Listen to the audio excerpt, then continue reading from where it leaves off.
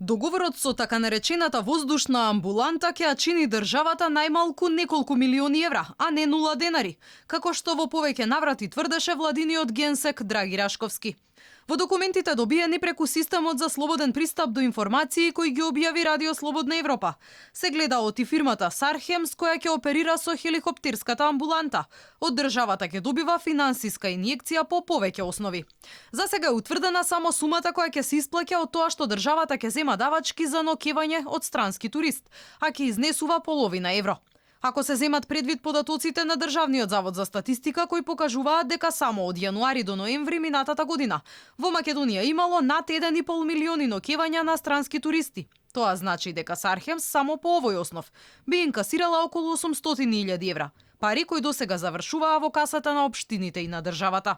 Дополнително фирмата ќе инкасира и од секој патник кој од аеродромите во Скопје и во Охрид ќе отпатува на некоја друга дестинација. На двата аеродроми лани минале над 2.600.000 патници, ако половина од нив биле на заминување, и ако од нив државата на фирмата и дава по половина евро по истиот принцип, тоа би биле дополнителни 700.000 евра.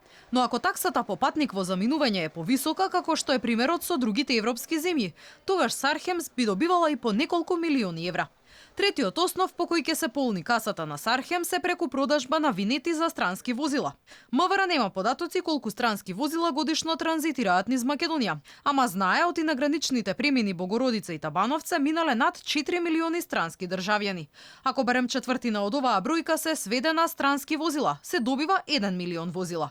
Доколку оваа бројка се множи со 30 денари, колку што чини најниската цена на патарина, излегува дека по овој основ ќе се соберат најмалку половина милион евра годишно. Сепак колкава ќе биде цената на винетите и колку по овој основ ќе добива воздушната амбуланта ќе се утврдува преку закон во следните 6 месеци.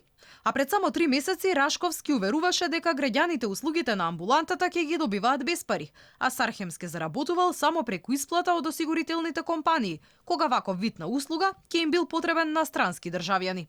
Владата уверуваше и дека воздушната амбуланта ќе оперира само во Македонија, но податоците до кои дојде Радио Слободна Европа покажуваат дека фирмата ќе има можност да дава услуги и за соседните држави, а со тоа и дополнително да заработува.